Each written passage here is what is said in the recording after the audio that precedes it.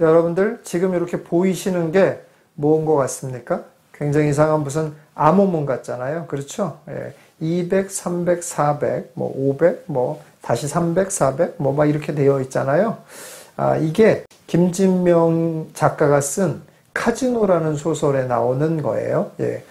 이제 카지노에서 너무 돈을 많이 잃는 어떤 사람이에요. 뭐 대부분의 사람들이 다 돈을 잃죠. 그런데 뭐 굉장히 사정이 딱하게 된 사람이에요. 뭐 물론 대부분의 사람이 다 사정이 딱하죠. 예, 도박을 하다 보면 사정이 다 딱해집니다.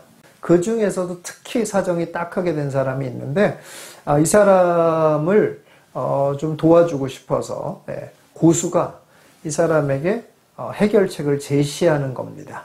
그 해결책을 제시하는데 딱 요 메모지를 전달해줘요. 이게 뭐냐면 딱 이만큼만 벌고 일어나라는 지시문이에요. 예. 이렇게만 하면 당신은 당신의 빚을 갚을 수 있다라는 내용이에요. 첫날에는 300, 둘째 날엔 400, 셋째 날엔 200만 벌고 일어나라. 이렇게 써 있는 거예요. 자, 여러분들, 이게 가능해 보이십니까? 안 가능해 보이십니까? 예. 그런데 여러분들의 머릿속에는 지금 더 큰 의문이 자리 잡고 있죠?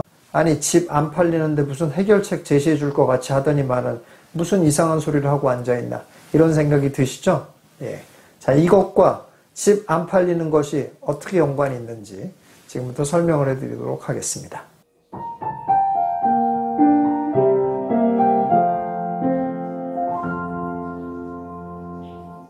이렇게 15일간의 목표액을 정해주고 이렇게만 벌으면 반드시 그날은 더 이상 벌 생각하지 말고 일어나야 된다라는 얘기를 하는 거거든요. 그런데 이거를 할 수 있겠습니까? 없겠습니까?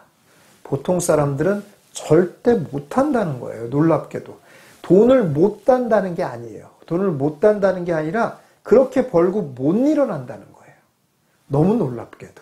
그렇기 때문에 사람들은 도박을 해도 반드시 깨진다는 얘기입니다. 자, 여기서 숫자의 움직임을 한번 잘 보세요. 보시면 첫날 300, 둘째 날 400입니다. 셋째 날이 중요해요. 셋째 날 200으로 떨어집니다. 자, 200으로 떨어질 때 이걸 200만 벌고 일어나지겠냐는 거예요. 여기서 힘들다는 겁니다. 자, 근데 여기서 어쨌든 15일을 꼭 해야 된다고 했으니까 여기서는 어쨌든 일어났다고 쳐요. 다음 고비가 또 옵니다. 다음 고비는 10일째 옵니다. 왜냐하면 그 전에까지 900을 벌었거든요. 근데 그 다음날 600을 벌으라고 합니다. 여기서 또 고비가 옵니다. 600만 벌고 일어나기가 너무 어렵다는 거예요. 왜냐? 첫날 900을 벌었거든요. 어쨌든 이렇게 두 번째 고비가 찾아옵니다. 자, 그 다음에 끝난 게 아니고 또 고비가 찾아옵니다. 12일부터는 계속 고비의 연속입니다. 800, 700, 500 매일 떨어집니다. 자, 이렇게 매일 떨어지는데 그만큼만 벌고 일어날 수 있느냐? 못 일어난다는 거예요. 그래서 대부분 반드시 욕심을 내게 되고 그렇게 욕심을 내서 결국은 이거를 못 이룬다는 겁니다. 여러분, 어떻게 보이십니까? 자, 이제 이것과 집 팔리는 것이 어떻게 연관이 있나를 한번 잘 생각을 해보세요. 집 안 팔리는 이런 상황에서 뭐가 필요할까요? 자제심이 필요하다라는 얘기입니다. 여러분들 돈을 벌려고 그러면은 이런 자제심이 필수예요. 근데 여러분 이게 잘 안 믿어지시잖아요. 그쵸? 뭔가 돈을 번다라고 하는 건 뭔가 기술인 것 같잖아요. 그쵸? 예. 그런데 기술이 분명히 아니라는 아주 명백한 증거가 있습니다. 뭔지 아십니까? 만약에 돈 버는 게 기술이었다라고 하면은 누가 제일 돈 잘 벌겠어요? 인류대학 나오신 분들. 이 제일 돈 잘 벌겠죠? 예. 그런데 그렇지 않더라는 거죠. 예. 이게 뭐예요? 이게 돈이 기술의 문제가 아니라는 거예요. 많이 똑똑하면 돈을 벌 수 있다는 게 아니라는 아주 명백한 증거예요. 그런데 어쨌든 소수잖아요. 그럼 그 소수는 소수와 다수를 가르는 일은 뭔가를 한번 잘 생각해 보세요. 분명히 소수라는 뜻은 다수가 뭔가를 따라가기엔 어려운 무슨 함정이 있다는 거예요. 그렇잖아요. 뭔가가 있는 그 다리를 건너야지만이 그래야지 소수에 들어간다는 거예요. 아무나 그 소수에 들어가지는 않는 분명히 그 뭔가가 있다는 얘기예요. 그렇죠? 그 뭔가가 뭐냐면 바로 자제심이라는 겁니다. 이 자제심이 없으면 돈을 벌 수가 없어요. 투자를 카지노와 비교할 수는 없습니다. 그런데 카지노라는 건 돈 버는 거에 있어서 극단화된 사례니까 제가 예를 들어본 거예요. 이것이 사실인지 아닌지는 저도 잘 모릅니다. 도박을 안 하기 때문에. 그런데 여기서도 사람의 아주 중요한 심리를 얘기하고 있다는 거예요. 한 번 500을 번 사람은 200을 벌려고 하는 일이 너무 어렵다는 거예요. 그런데 그럼에도 불구하고 200만 벌고 일어날 줄 알아야 된다는 거예요. 한 번 900을 번 사람은 이제는 600 버는 것도 너무 어렵다는 거예요. 그런데 그럼에도 불구하고 또 600만 벌고 일어나야 되고 그 이후로는 계속 떨어지는 일이 있다고 하더라도 그것만 벌고 일어나는 이런 어마어마한 자제심이 있어야 된다는 거예요. 그런 사람만이 성공한다는 거예요. 기술의 문제가 아니라는 얘기예요. 여러분, 부동산 투자를 해서 지금 집이 안 팔리지 않습니까? 그러니까 여러분 어떤 생각이 들어요? 안달만 나잖아요. 계속 집을 팔아야 되는데 왜 안 팔리지 이런 생각만 들잖아요. 게다가 또 여러분들이 이 주마등처럼 스쳐가는 어떤 일들이 있습니까? 내가 그때 왜 그랬을까? 그때 그러지 말았어야 되는데 하고 본인을 얼마나 자책하고 있습니까? 이게 어떤 사람이에요? 이게 보통 사람. 그러나 보통 사람이 아닌 소수의 성공한 사람들은 어떤 사람들이라는 거예요? 이 다리를 넘어야 돼요. 이 다리가 뭐냐? 자제심의 다리입니다. 자제심을 갖고 이 다리를 건너셔야 돼요. 그래야지만이 소수의 성공한 사람이 된다는 겁니다. 다음 또 필요한 게 있습니다.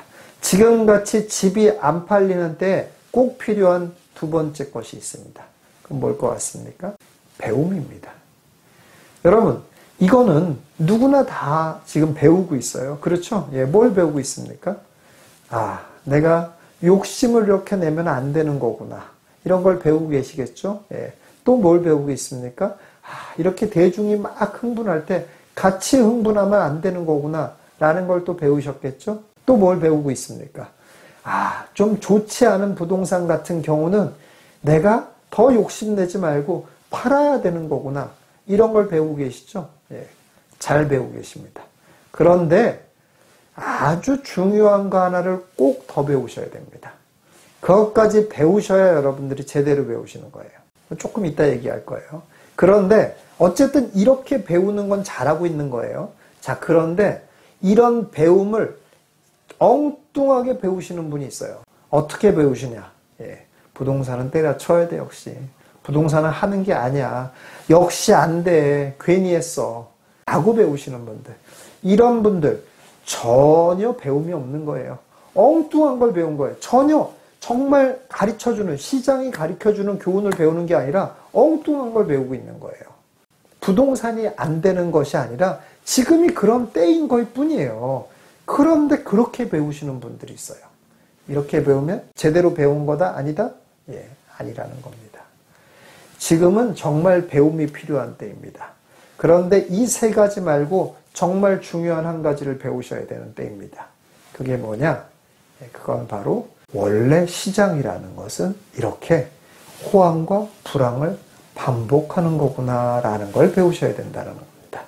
그게 여러분들이 지금 배우셔야 되는 거예요. 다시 말해서 이게 매우 이상한 현상이 아니라는 거예요. 이게 매우 정상적인 현상이라는 거예요.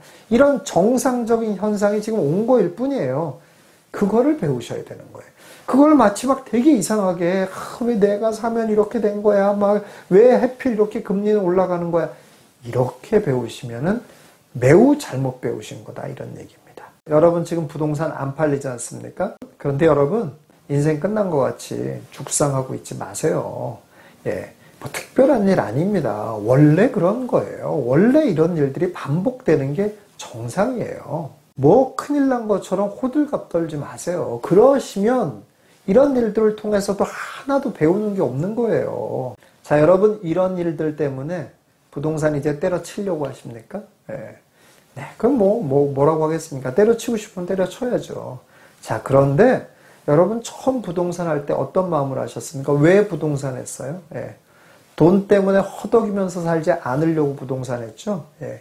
그러면 부동산 이제 꼴도 보기 싫어하고 때려치면 돈 때문에 허덕이는 삶은 같이 날아가는 겁니까?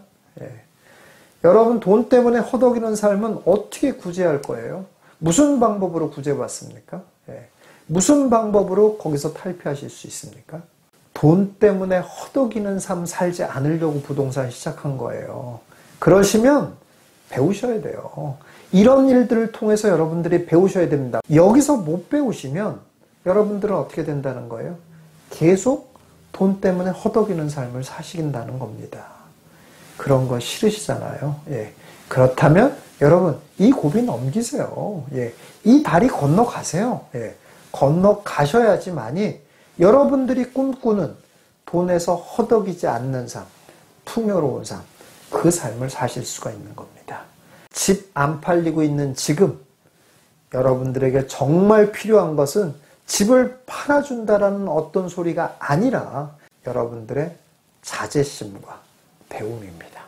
그것만이 여러분들의 삶을 좀 더 풍요롭게 하는 길이라는 걸 명심하시기 바라겠습니다.